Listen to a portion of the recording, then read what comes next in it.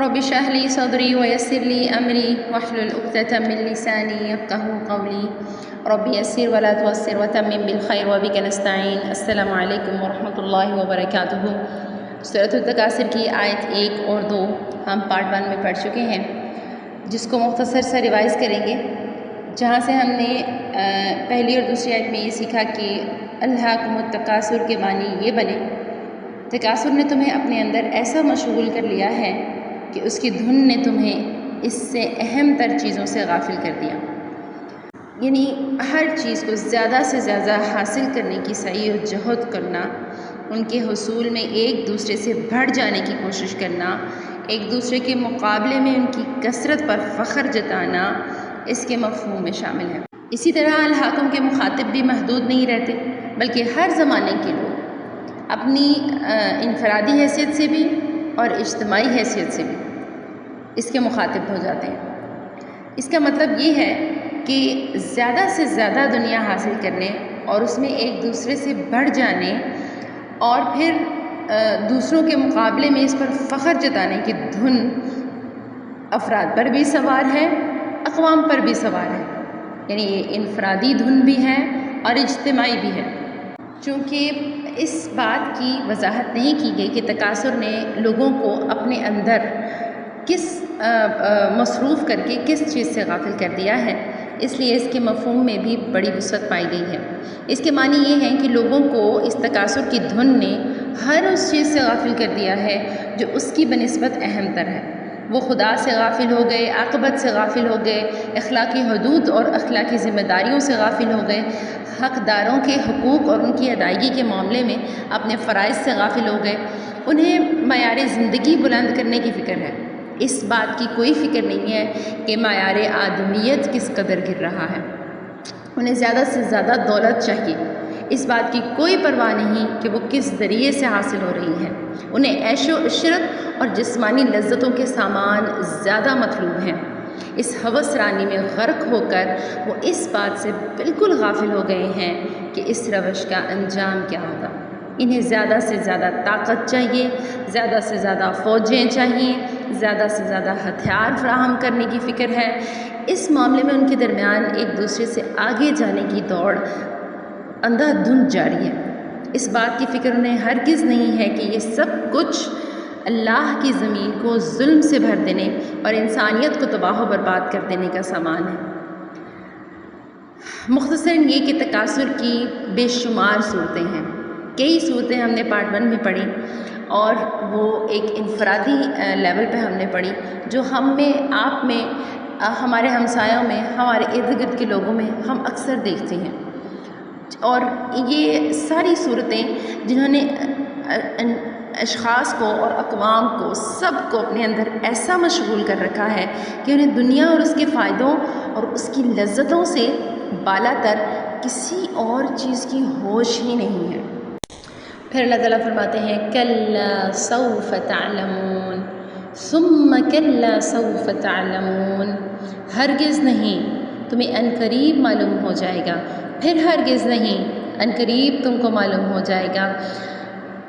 کلا لو تعلمون علم الیقین، ہرگز نہیں اگر تم یقینی علم کی حیثیت سے جانتے. علم یقینی کیا ہوتا ہے؟ علم یقینی سے مراد ہے ایسا قطعی، اٹل اور پختہ علم جس میں شک یا شبہ کی یا غلط کسی قسم کی غلطی کا رتی برابر بھی امکان نہ ہو. یہ وہ علم ہے جو حقیقت کے بالکل مطابق ہو اور اس پر دل کو کامل اطمینان حاصل ہو. علم یقین میں 3 چیزیں آتی ہیں، ٹھیک ہے؟ جیسے جو انسان کو سب سے پہلے علم یقین ہے، علم الیقین. اس میں یہ ہے کہ انسان کو کسی دلیل یا کسی نشان یا کسی علامت کے ذریعے یہ علم انسان کو حاصل ہو. یعنی کہ ہم نے چیز کو خود نہیں دیکھا، لیکن عقل اور لگی لپٹی نشانیوں سے ہمیں اس کے ہونے کا 100% یقین ہے. جیسے مثال کے طور پر ابھی آپ کثرت کی ہی مثال لے لیں. ہمارے ارد گرد بہت سے لوگ ہیں، بہت سے واقعات ایسے ہوتے ہیں جو کثرت کی طلب میں اپنی تمام عمر ضائع کر دیتے ہیں اور اکثر ہم یہ جملہ سنتے ہیں کہ ساری زندگی محنت میں گزار دی، اب کھانے کا وقت آیا تو چل بسا، اب سکون کا وقت آیا تو وہ نہیں رہا، وہ چل بسا، ٹھیک ہے۔ تو ان مثالوں سے ہمیں اس چیز کا یقین آتا ہے کہ کثرت کی طلب میں ہم پیچھے بھاگنے سے اللہ تعالیٰ کیا کہہ رہے ہیں، کلا سوف تعلمون، ہرگز نہیں، تمہیں عنقریب معلوم ہو جائے گا کہ یہ جو تمہاری کثرت کی طلب ہے یہ سراسر لا یعنی ہے۔ اور پھر علم یقین کا ایک اور سٹیپ ہوتا ہے عین الیقین، یعنی آپ اپنی آنکھوں سے وہ چیز دیکھ لیں یا اپنے حواس خمسہ کے ذریعے اس کا ڈائریکٹ مشاہدہ کر لیں، اور اس میں اب پھر آپ کو دلیل کی ضرورت نہیں رہتی، کیونکہ مشاہدہ خود سب سے بڑی دلیل بن جاتا ہے۔ اور پھر ایٹ دا ٹاپ کیا ہے، حق الیقین، یہ یقین کا بلند ترین اور آخری درجہ ہے۔ اس سے مراد وہ علم ہے جو محض دیکھنے سے نہیں بلکہ اس چیز کا حصہ بننے سے، اس کا تجربہ کرنے سے یا اس میں خود کو فنا کر دینے سے حاصل ہوتا ہے۔ یعنی مثال کے طور پر اسی کثرت کی ہم مثال لیتے ہیں، جب ہم خود کسی ایسی دنیاوی چیز میں اتنا مشغول ہو جاتے ہیں کہ جنون کی حد تک، آپ نے دیکھا ہوگا جیسے مثال کے طور پر کسی کو کرکٹ کھیلنے کا بہت شوق ہے اور وہ اس میں ایسا مشغول ہو جاتا ہے، ایسا مشغول ہو گیا، اوہ نماز بھی گئی، قرآن بھی گیا، بہت سے فرائض اس کے ذمہ تھا وہ بھی گئے، لیکن ایک جنون ہے، اس کی جو ٹائمنگ ہے وہ اس کے لیے آپ نے پورا اپنا فوکس اپنا 100% دینا ہے، اور اس میں آپ اتنا مشغول ہو گئے کہ جو اہم تھا، جو خاص تھا، جو اس سے کہیں زیادہ ضروری تھا، آپ اس کو بھول گئے۔ تو اللہ تعالیٰ کیا فرما رہے ہیں، کلا لو تعلمون علم الیقین، اگر تم یقینی علم کی حیثیت سے جانتے، کاش کہ تم، یہ بھی اس کا مطلب ہو سکتا ہے کلا لو، کلا لو، کلا ویسے تو ڈانٹ پٹانے کے لیے یا خبردار کرنے کے لیے یہ لفظ استعمال ہوتا ہے، اور اس کے آگے لو آ گیا کہ کاش، اس میں مجھے جو اس کا معنی سمجھ آتا ہے وہ یہ ہے کہ اے کاش کہ تم علم یقینی سے اس کی حیثیت کو جانتے۔ اب اس آیت کا تعلق آگے والی آیت سے بھی ہو جاتا ہے، سکتا ہے کلا لو تعلمون علم الیقین لترون الجحیم، تو تم ایسا محسوس کرتے، ویسے تو اس کا مطلب یہ ہے کہ عنقریب تم لازمی جہنم کو دیکھ لو گے۔ اس کا ایک معنی تو یہ ہے کہ جس کی بھی یہ عادات ہیں، جس کے بھی یہ ہوس ہے، جو بھی اس معنی پر پورا اترتا ہے وہ لازمی جہنم کو دیکھ کے رہے گا۔ اور دوسرا معنی اس کا یہ کرتے ہیں کہ ہر شخص جہنم کو ضرور دیکھے گا، چاہے وہ جنت میں جانے والا ہی کیوں نہ ہو، اور اس طرح اس کو جنت کی قدر اور بڑھ جائے گی۔ اور ایک معنی اس کا یہ جو میرے ذہن میں آتا ہے وہ پیچھے والی آیت سے کہ کلا لو تعلمون علم الیقین، کاش کہ تم علم یقین سے جانتے، علم یقین سے اس کا علم حاصل کرتے، تو لترون الجحیم، بالکل ایسا ہی ہوتا کہ تم نے اسے اپنی آنکھوں سے دیکھ ہی لیا ہو۔ یعنی کہ ایسا اللہ تعالیٰ نے جہنم کا نظارہ قرآن میں اور احادیث میں پیش کر دیا ہے کہ اگر یہ علم الیقین ہے نا، یہ اوتھینٹک علم ہے۔ ہم نے علم الیقین میں پڑھا کہ ایسا علم جس میں کوئی شک و شبہ نہ ہو، جس میں جو کہ ایسا قطعی علم ہو جس میں غلطی کا رتی برابر بھی احتمال نہ ہو، اور وہ علم کیا ہے جو انبیاء کی طرف سے ہمیں ملا، قرآن پاک کے ذریعے ہمیں ملا۔ اس سے زیادہ اور اوتھینٹک علم کیا ہوگا جہاں سے ہم جا کے ان ساری چیزوں کی حقیقت معلوم کریں، اور جہنم کا ذکر قرآن پاک میں اتنی تفصیل سے اور ایسے اپنے اندر وسیع معنی رکھنے والے الفاظ استعمال کیے گئے ہیں جہنم کے لیے کہ اللہ تعالیٰ فرما رہے ہیں کہ اگر تم علم یقینی کے ذریعے ان چیزوں کو جاننے کی کوشش کرتے تو تم لازمی جان لیتے، اور ایسے جان لیتے جیسے کہ تم نے اپنی آنکھوں سے دیکھ لیا، لترون الجحیم، جیسے کہ تم نے اپنی آنکھوں سے جہنم کو دیکھ ہی لیا ہو، اور جیسے کہ تم اپنی آنکھوں سے مشاہدہ کر ہی لیتے کہ الہاکم التکاثر، ہلاک کر ہی گیا، غفلت میں، کثرت کی غفلت میں پڑنے والا اس انجام کو پہنچ ہی گیا۔ اگر تم علم یقینی سے یہ سب جانتے تو یقیناً ایسا ہی تمہیں علم حاصل ہوتا جیسے کہ تم نے اپنی آنکھوں سے اسے دیکھ لیا ہو۔ کلا سوف تعلمون، یعنی ان قریب تم جان ہی لو گے، یعنی تمہیں یہ غلط فہمی جو ہے کہ متاع دنیا کی یہ کثرت اور اس میں دوسروں سے بڑھ جانا ہی ترقی اور کامیابی ہے،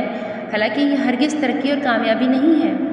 ان قریب اس کا برا انجام تمہیں معلوم ہو جائے گا اور تم جان لو گے کہ یہ کتنی بڑی غلطی تھی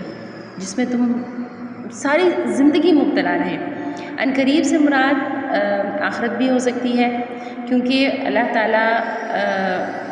سبحانہ و تعالیٰ کی نگاہ ازل سے ابد تک تمام زمانوں پر حاوی ہے۔ اس کے لیے چند ہزار سال یا چند لاکھ سال بھی زمانے کا ایک بہت چھوٹا سا حصہ ہے۔ لیکن اس سے مراد موت بھی ہو سکتی ہے، کیونکہ وہ تو کسی انسان سے بھی کچھ بھی دور نہیں ہے، اور یہ بات مرتے ہی انسان پر کھل جائے گی کہ جن مشاغل میں وہ اپنی ساری کی ساری عمر کھپا آیا ہے وہ اس کے لیے سعادت و خوشبختی کا ذریعہ تھے یا پھر بد انجامی اور بدبختی کا ذریعہ تھے۔ پھر اگلی آیت میں اللہ تعالیٰ فرماتے ہیں ثم لترونها عین الیقین، پھر سن لو تم بالکل یقین کے ساتھ اسے دیکھ لو گے، یعنی واقعی تم دیکھ لو گے، اس چیز کی تکرار ہے۔ لترون الجحیم، تم دوزخ دیکھ کر رہو گے۔ ثم لترونها عین الیقین، پھر سن لو تم بالکل یقین کے ساتھ اسے دیکھ لو گے۔ ثم لتسألن یومئذ عن النعیم، پھر ضرور اس روز تم سے نعمتوں کے بارے میں جواب طلبی کی جائے گی۔ مولانا ابوالعلا مودودی فرماتے ہیں کہ اس کا مطلب یہ نہیں ہے کہ پہلے انسان کو جہنم دکھائی جائے گی، جہنم میں ڈال دیا جائے گا اور اس کے بعد جو ہے وہ اس سے جواب طلبی ہوگی، بلکہ اس کا مطلب یہ ہے کہ پھر یہ خبر بھی ہم تمہیں دیے دیتے ہیں کہ تم سے ان نعمتوں کے بارے میں سوال کیا جائے گا۔ جس کثرت کے پیچھے تم بھاگ رہے ہو وہ صرف یہ نہیں کہ تمہیں جہنم میں پھینک دیں گے، اس سے پہلے سوال ہوگا، اور وہ سوال کا مرحلہ ایسا خوفناک اور دہشت زدہ ہوگا، اور ظاہر ہے کہ یہ سوال عدالت الہی میں حساب لینے کے وقت ہوگا۔ اور اس کی سب سے بڑی دلیل یہ ہے کہ بہت ساری احادیث میں رسول اللہ صلی اللہ علیہ وسلم سے یہ بات منقول ہے کہ اللہ تعالیٰ نے جو نعمتیں بندوں کو دی ہیں ان کے بارے میں جواب دہی مومن اور کافر سبھی کو دینی پڑے گی۔ یہ الگ بات ہے کہ جن لوگوں نے کفران نعمت نہیں کیا اور شکر گزار بن کر رہے وہ اس محاسبے میں کامیاب ہو جائیں گے، اور جن لوگوں نے اللہ کی نعمتوں کا حق ادا نہیں کیا اور اپنے قول یا عمل سے یا دونوں سے ان کی ناشکری کی وہ اس میں ناکام ہوں گے۔ حضرت جابر بن عبداللہ رضی اللہ تعالیٰ عنہ کی روایت ہے کہ رسول اللہ صلی اللہ علیہ وآلہ وسلم ہمارے ہاں تشریف لائے اور ہم نے آپ کو تر و تازہ کھجوریں کھلائیں اور ٹھنڈا پانی پلایا۔ اب کیا ہے تر و تازہ کھجوریں اور ٹھنڈا پانی؟ اس پر حضور صلی اللہ علیہ وسلم نے فرمایا یہ ان نعمتوں میں سے ہیں جن کے بارے میں تم سے سوال کیا جائے گا۔ یہاں میں ایک چیز واضح کرنا چاہوں گی کہ کیسی مہمان نوازی ہے، کیسی مختصر اور موزوں چیز ہے جو مہمان کو پیش کی گئی ہے، لیکن اس پر بھی اللہ تعالیٰ کے نبی صلی اللہ علیہ وآلہ وسلم کیا فرما رہے ہیں کہ اگر تم نے ان نعمتوں کی شکر گزاری نہیں کی، اگر تم شکر گزار نہیں بنے تو یاد رکھو ان نعمتوں میں سے تم سے سوال کیا جائے گا۔ اور ہمارے ہاں ایسے طویل دسترخوان سجتے ہیں، ایسے طویل دسترخوان سجتے ہیں، اس کے بعد اتنا کھانا ضائع کیا جاتا ہے، ایسا تکلف ہوتا ہے اور اتنا زیادہ مہمان میزبان جو ہے وہ تھک جاتا ہے کہ مہمان ہی بوجھ لگنے لگے۔ پہلے کھانے بنا بنا کے لازمی، اس کے بعد پھر برتن دھو دھو کے، اور پھر ایسی تکلفانہ چیزیں سامنے والا شاید ان کو پسند نہ بھی کرے یا کرے، یا اتنا زیادہ تو سبحان اللہ نہیں کھایا جاتا۔ تو دیکھیں کیسی مہمان نوازی ہے، تازہ کھجوریں اور ٹھنڈا پانی، سبحان اللہ۔ اور پھر ایک اور روایت میں ہے کہ رسول اللہ حضرت ابو ہریرہ رضی اللہ تعالیٰ عنہ کی روایت ہے کہ رسول اللہ صلی اللہ علیہ وآلہ وسلم نے حضرت ابو بکر اور حضرت عمر سے کہا کہ چلو، ان کو لے کر آپ صلی اللہ علیہ وسلم ابن تیہان کے نخلستان میں تشریف لے گئے، یعنی کھجوروں کے باغ میں۔ انہوں نے لا کر کھجوروں کا ایک خوشہ رکھ دیا تو حضور اکرم صلی اللہ علیہ وآلہ وسلم نے فرمایا تم خود کیوں نہ کھجوریں توڑ لائے؟ انہوں نے عرض کیا میں چاہتا تھا کہ آپ حضرات خود اپنی پسند کی کھجوریں چھانٹ چھانٹ کر تناول فرما لیں۔ چنانچہ آپ نے کھجوریں کھائیں، ٹھنڈا پانی پیا۔ فارغ ہونے کے بعد آپ صلی اللہ علیہ وسلم نے فرمایا اس ذات کی قسم جس کے ہاتھ میں میری جان ہے، یہ ان نعمتوں میں سے ہیں جن کے بارے میں سوال کیا جائے گا، جن کے بارے میں تمہیں قیامت کے روز جواب دہی کرنی ہوگی۔ یہ ٹھنڈا سایہ، یہ ٹھنڈی کھجوریں، یہ ٹھنڈا پانی۔ بہرحال ان احادیث سے یہ بات تو واضح ہو جاتی ہے کہ سوال صرف کفار ہی سے نہیں ہونا، مومنین صالحین سے بھی ہوگا۔ اور رہی اللہ کی وہ نعمتیں جو اس نے انسان کو عطا کی ہیں تو وہ لامحدود ہیں، ان کا کوئی شمار نہیں کیا جا سکتا، بلکہ بہت سی نعمتیں تو ایسی ہیں کہ انسان کو ان کی خبر بھی نہیں ہے۔ اللہ تعالیٰ قرآن پاک میں فرماتے ہیں نا وَإِن تَعُدُّوا نِعْمَةَ اللَّهِ لَا تَحْصُوهَا، اگر تم اللہ کی نعمتوں کو گنو نا تو تم ان کو پورا شمار کر ہی نہیں سکتے۔ ان نعمتوں میں سے بے حد و حساب نعمتیں تو وہ ہیں جو اللہ تعالیٰ نے براہ راست انسان کو عطا کی ہیں، اور بکثرت نعمتیں وہ ہیں جو انسان کو اس کے خود کسب حلال سے ہے، جس طرح کا اس کا کسب ہے، جیسے بھی وہ محنت مزدوری کام کرتا ہے، وہ حلال ہے یا حرام ہے، اس کے ذریعے سے اس کو ملتی ہیں۔ اور انسان کے کسب سے یعنی انسان کی کمائی سے حاصل ہونے والی نعمتوں کے متعلق اس کو جواب دہی کرنی پڑے گی کہ اس نے ان کو کن طریقوں سے حاصل کیا اور کن راستوں پر خرچ کیا، اور پھر استعمال کر کے شکر ادا کیا یا پھر کفران نعمت کی۔ اللہ تعالیٰ کی جو براہ راست عطا کردہ نعمتوں کے بارے میں اسے حساب دینا ہوگا کہ ان کو اس نے کس طرح استعمال کیا تھا، اور مجموعی طور پر تمام نعمتوں کے متعلق اس کو بتانا پڑے گا کہ آیا اس نے اس چیز کا اعتراف کیا تھا کہ یہ نعمتیں اللہ کی عطا کردہ ہیں، ان پر دل سے، زبان سے اور عمل سے اس کا شکر ادا کیا تھا، یا یہ سمجھا تھا کہ ہاں یہ سب کچھ تو اسے اتفاقاً مل گیا، یا یہ سب کچھ تو بس ہاں اس کا نصیب ہی تھا، یہ تو اس کو ملنا ہی چاہیے تھا، یہ تو اس کا حق بنتا تھا، اور یہ تو بہت سے اللہ تعالیٰ کے ساتھ اور وسائل ہیں جن کے ذریعے یہ چیزیں ہمیں عطا ہوتی ہیں، اللہ کے ساتھ اور بھی بہت سی یعنی جیسے بہت سے ذریعے ایسے ہیں جن کی وجہ سے اللہ تعالیٰ پھر ہمیں عطا کر دیتا ہے۔ تو یا پھر اس طرح کا عقیدہ رکھیں کہ خدا ہی کی نعمتیں ہیں مگر انہیں عطا کرنے میں بہت سی دوسری ہستیوں کا بھی دخل ہوتا ہے، تو اس بنا پر انہیں وہ اس نے کہیں اس میں شرک تو نہیں ٹھہرا لیا، اور ساتھ ساتھ میں اللہ کے ساتھ کسی اور کو حقیقی شکر جو رب کا بنتا تھا اس میں کسی اور کو شامل تو نہیں کر لیا۔ تو بظاہر تو یہ بہت خوفناک معاملہ لگتا ہے، لیکن دیکھیں ایک ہی چیز ہے جو اللہ تعالیٰ کو مطلوب ہے کہ آپ اللہ کو یاد رکھیں، اللہ کا شکر ادا کریں، کوئی نعمت آپ حاصل کریں تو اس میں اللہ کا شکر ادا کریں، اللہ کے ساتھ کسی کو شریک نہ ٹھہرائیں، اس کا پورا جو کریڈٹ ہے وہ اللہ تعالیٰ کی ذات کو دیں، چونکہ ہم جانتے ہیں، کیونکہ یہ حقیقت ہے اور یہ اس کا حق ہے۔ لیکن حضور اکرم صلی اللہ علیہ وسلم حضرت عمر رضی اللہ عنہ فرماتے ہیں کہ ایک مرتبہ ہم بیٹھے ہوئے تھے، جو حضور اکرم صلی اللہ علیہ وسلم آئے وہ نہائے ہوئے معلوم ہوتے تھے۔ ہم نے کہا حضور صلی اللہ علیہ وسلم اس وقت تو آپ خوش و خرم نظر آتے ہیں، آپ نے فرمایا ہاں۔ پھر لوگ توانگری کا ذکر کرنے لگے۔ توانگری مطلب جب ان کے پاس مال آ جائے، خوشیاں آ جائیں، خوشحالی ہو، امیری ہو، تو رسول اللہ صلی اللہ علیہ وسلم نے فرمایا جس کے دل میں خوف خدا ہو اس کے لیے امیری کوئی بری چیز نہیں ہے۔ دیکھیں کتنی زیادہ وضاحت کے ساتھ آپ صلی اللہ علیہ وسلم نے اس چیز کو بیان کیا کہ مطلوب دراصل کیا ہے، کہ اگر امیری جو ہے وہ کوئی بری چیز نہیں ہے، اور یاد رکھو متقی شخص کے لیے صحت امیری سے بھی اچھی ہے اور خوش نفسی بھی اللہ تعالیٰ کی نعمت ہے۔ ترمذی شریف میں ہے کہ قیامت کے دن نعمتوں میں سے سب سے پہلے جو سوال کیا جائے گا وہ ہے صحت کے بارے میں، کہ ہم نے تجھے صحت نہیں دی تھی اور ٹھنڈے پانی سے تجھے آسودہ نہیں کیا تھا۔ ہم آج ٹھنڈا پانی کتنے مزے سے پی جاتے ہیں، اور بالکل اکثر ہمارے ذہن میں یہ چیز آتی ہی نہیں ہے کہ یہ کتنی عظیم نعمت ہے، یہ کتنی بڑی نعمت ہے، کتنی اہم نعمت ہے کہ اللہ تعالیٰ نے اسے سوال میں شامل کیا کہ اس کا سوال کیا جائے گا۔ اور یہ آیت ثم لتسألن کو سنا کر صحابہ کہنے لگے کہ حضور ہم تو جو کی روٹی کھاتے ہیں، وہ بھی آدھا پیٹ کھا رہے ہیں. یعنی اس ٹائم حالات ایسے تھے، کوئی عیش و عشرت کی زندگی نہیں تھی. تو اللہ تعالیٰ کی طرف سے کیا وحی آئی، کیا تم ٹھنڈا پانی نہیں پیتے؟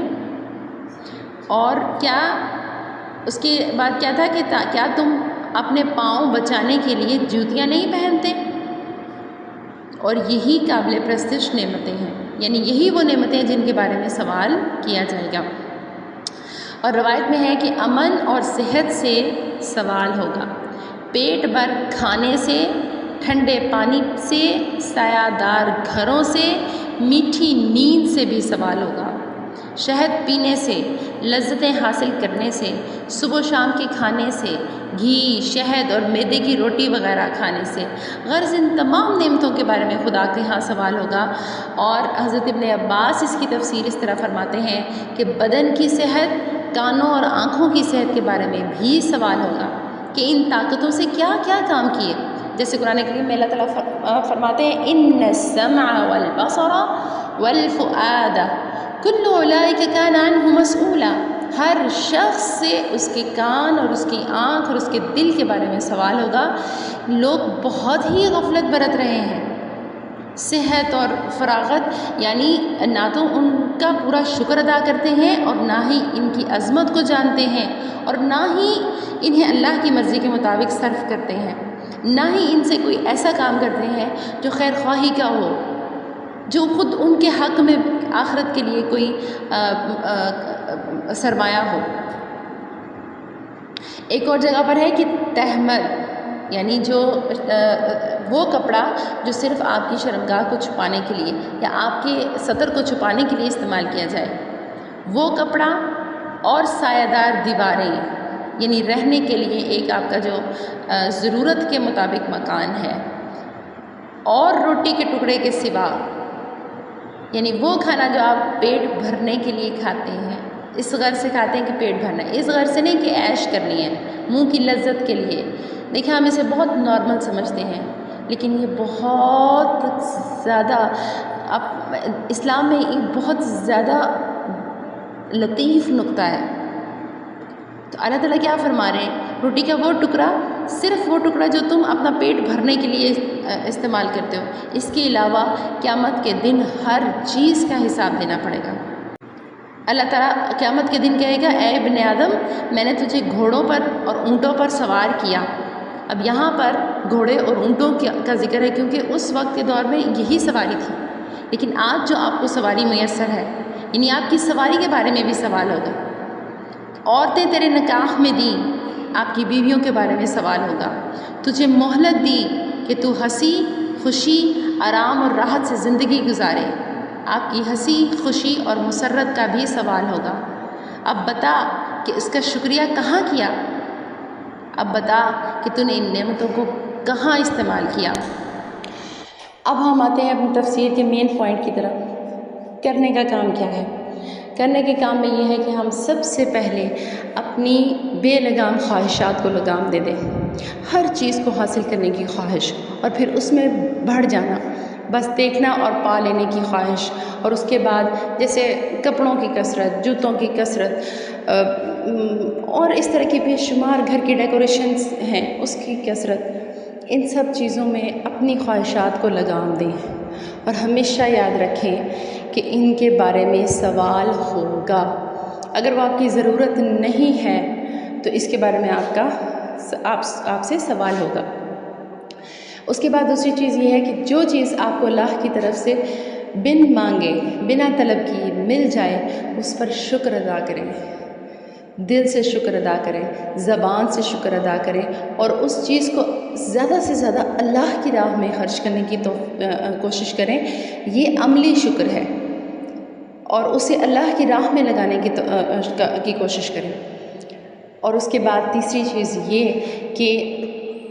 کہ خود بھی اور دوسروں کو بھی بار بار یاد دہانی کرواتے رہیں، کیونکہ یہ دنیا کا جو چکر ہے یہ ہمارے ارد گرد ہمیں ان سب خیر کی باتوں کو بھلا دینے میں